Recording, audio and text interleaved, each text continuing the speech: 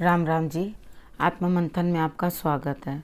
अब मैं आपको कार्तिक मास के बारे में बता देती हूँ। पंचांग में आपने देख लिया होगा कि आज से जो है कार्तिक मास आरंभ हो गया।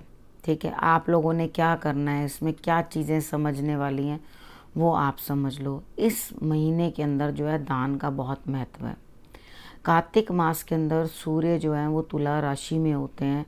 सूर्य के नीच होने की वजह से कार्तिक मास की पूजा पाठ बढ़ा दी जाती है, क्योंकि उनका अफेक्ट कम हो जाता है। ये वैसा ही है कि जैसे हम हवन कर रहे हैं, हवन करके किसी भी देवता की आराधना करते हैं और उनके लिए जो है हविष डालते रहते हैं, तो क्या होता है कि उनका बल बढ़ जाता है। तो उसी तरीके से हमारी लाइफ में कुछ हेल्थ रिलेटेड या कुछ ना कुछ दिक्कतें स्टार्ट हो जाती हैं, क्योंकि मौसम भी बदल रहा होता है। अचानक से आपने देखा होगा कि सर्दी बढ़ गई शरद पूर्णिमा के बाद ही एकदम से, तो सर्दी बढ़ रही है और आपको जो है ठंडक ठंडक का एहसास जो है होना शुरू हो जाएगा। तो ये जो चेंज ऑफ वेदर है, इसमें थोड़ा सा ध्यान रखना है, सर्द गर्म ना हो जाए, कोई दिक्कत ना हो जाए। जो भी चीज़ इस समय में कार्तिक मास में आपको सबसे ज़्यादा प्रिय है, उसे आपने त्याग कर देना है। यानी कि सपोज़ करो आपको आलू खाने बड़े पसंद हैं, ठीक है, तो आपने आलू नहीं खाने पूरे मंथ के अंदर। तो ये कार्तिक मास जो है वो आपका, आपने उस मास में आलू बिल्कुल नहीं खाने। ठीक है, उसके बाद अगर आपको तुलसी की आराधना करनी है, सुबह उठो, सुबह उठ के नहाओ धो। ठीक है, पहले ही सूर्य के उगने से, यानी कि सूर्य उदय होने से पहले ही 1-1.5 घंटा पहले स्नान कर लेना, नहा लेना। जिन लोगों की हेल्थ अच्छी नहीं रहती वो लोग गुनगुना पानी करके भी नहा सकते हैं। ठीक है, बहुत गर्म पानी से नहीं नहाना होता। एक्चुअली क्या होता है, हमें सर्द गर्म होने का डर होता है, इसलिए आपको सुबह जो है वो नॉर्मल पानी से जो आ रहा होता है उसी से आप नहाएं। ठीक है, अब कई बार क्या होता है, किसी किसी के तो टैंक में पानी आता है। लोग पहले नॉर्मल पानी से नहा पाते थे, क्योंकि वो बरमे से पानी लेते थे, हैंडपंप का पानी लेते थे। तो जो ज़मीन का पानी होता है वो गर्म होता है सर्दियों के टाइम पे। तो जब वो पानी लेते थे तो उनको कोई ज़रूरत नहीं होती थी कि आप उसे गर्म करो, तो वो नॉर्मली पानी होता था, क्योंकि वो तो ऑलरेडी भूगर्भ से गर्म ही आ रहा है। ठीक है, तो आपको मेन क्या चीज़ समझनी है कि आपने सुबह जल्दी स्नान करना है। स्नान करके आपने दिया जलाना है। आजकल कार्तिक की कथा तो कहीं सुनने को नहीं मिलती। तो पहले तो पंडित जी बैठा करते थे, सब लोग सुबह जाके मंदिर के अंदर जाके कार्तिक की कथा सुनते थे।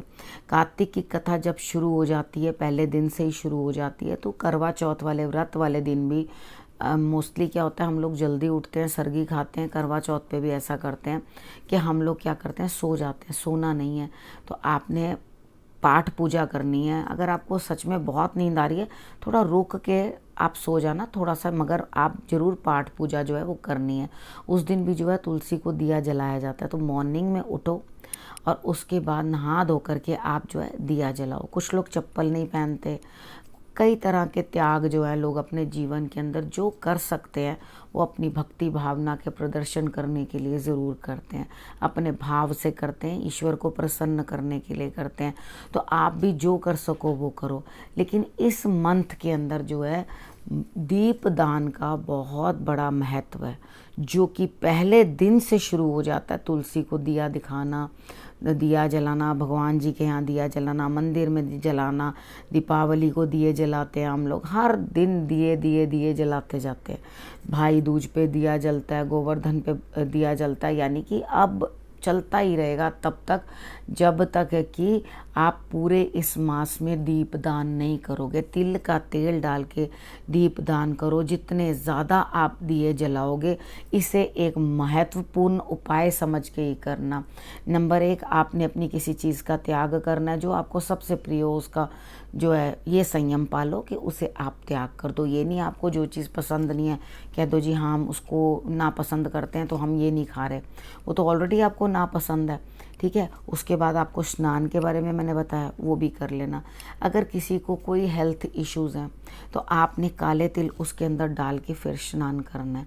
ठीक है, अगर आपको लक्ष्मी की कमी है, बॉडी में ओज नहीं है बिल्कुल भी, यानी कि बिल्कुल आपका चार्म ख़त्म हो गया है, तो आप रोज़ वाटर या रोज़ पेटल्स डाल के तब आप स्नान करो।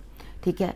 राहु या केतु से संबंधित आपको कोई भी दिक्कत है, थोड़ा सा चंदन डालो उसके अंदर और उसके बाद उस पानी से स्नान करो, ठीक है। जो जो चीज़ें आपको मैं बताती जा रही हूँ वो आपने ज़रूर करनी है। अगर आपको चंद्रमा से रिलेटेड प्रॉब्लम है, इमोशनल डिस्टर्बेंसेस हैं, तो थोड़ा सा कच्चा दूध डाल के फिर स्नान करो, ठीक है, लेकिन स्नान जरूर करो। और हम पहले लोग जाते थे, जाकर तीर्थ स्थलों के ऊपर स्नान करते थे सुबह सुबह। आजकल ऐसा कुछ रहा नहीं है। अब गंगा जल जो है अपने पानी में डाल के स्नान कर सकते हो। हर हर गंगे करके ईश्वर को जो है याद कर लेना। तुलसी पे दिया चलाना, चूड़ियाँ पहनाना, उसके बाद दुपट्टा पहनाना, ठीक है, चुन्नी जिसको कहते हैं, वो आप कर सकते हो तुलसी माँ को। जिस तरह से भी आपका भाव बनता है उस तरीके से आप जो है माँ की आराधना करो। अगर आप ये कर लोगे तो डेफिनेटली आपको रिजल्ट्स जो हैं वो बहुत ही अच्छे आएंगे, ठीक है। अब मैंने आपको ये चीज़ बताया कि कार्तिक के मास में इतनी पूजा पाठ इसलिए की जाती है कि सूर्य के इल इफेक्ट्स जो है वो आपको परेशान ना करें, आपको दिक्कत ना दें, ठीक है। अब आप समझ गए होंगे कि वो क्यों करना है।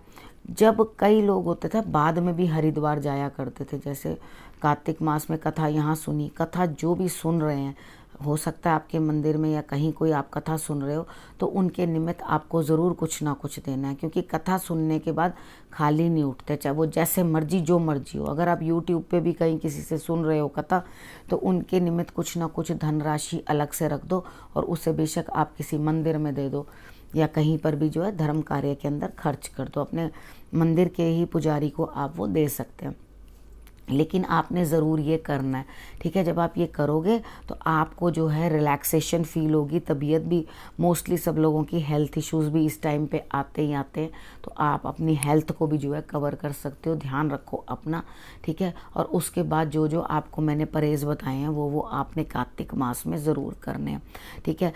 कृष्ण भगवान को भी आप तुलसी दल एक तोड़कर उनके चरणों में रख सकते हो, या हार बना के आप तुलसी का हार बना के आप कृष्ण भगवान के गले में डाल सकते हो।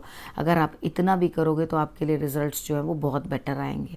अगर आप अपने दरवाजे के बाहर, आंगन में तुलसी लगाई जाती है, अंदर कभी नहीं लगती, लगाते हैं तो उसकी जो तरफ हवा अंदर की तरफ आती है वो आपको जो है ठीक रखती है, तंदुरुस्त रखती है, घर के जो वातावरण को वो शुद्ध करती हैं, बीमारियां दूर होती हैं। जिन लोगों की तुलसी बार बार जलती जाती है, चेक करना कि आपने कहीं गलत डायरेक्शन में तो नहीं रखी हुई, ठीक है। अगर आपके डायरेक्शन सही नहीं है तो उसको नॉर्थ ईस्ट की तरफ तुलसी को जो कर दो। नॉर्थ ईस्ट से लेकर ईस्ट डायरेक्शन तक पूरी की पूरी आप रख सकते हो तुलसी को, कोई प्रॉब्लम नहीं है। अगर आप और प्लांट्स रखे हुए हैं तो आप उस चीज़ को देख लेना, लेकिन एक जो स्पेशल तुलसी होती है ना, उसको ज़रूर आपने जो है रिगार्ड देना है, रिस्पेक्ट देनी है और उनका पूजन करना है, ठीक है। तो अगर आप, कुछ लोग हैं नहीं उठ पाते हैं, मॉर्निंग में आप भूल गए या आपकी नींद नहीं खुली, नहीं आप कर पा रहे हैं, तो भी आप ये मत सोचो कि ओहो मेरे लिए तो ये संयम बड़ा कठिन है। जो मैंने आपको बताया वो अगर आप नहीं कर पाते तो संध्या के टाइम पर ज़रूर जला देना। और जो लोग नियमित जलाते हैं वो सुबह भी जलाएं और शाम को भी जलाएं, ठीक है ना। इतना ज़रूर आप कर लेना तो आपके लिए रिजल्ट्स जो हैं ऑटोमेटिकली बेटर आने शुरू हो जाएंगे, ठीक है। इस विषय को मैं यहीं समाप्त करती हूँ। अगले विषय के साथ फिर से आपके पास आऊँगी, तब तक के लिए नमस्कार।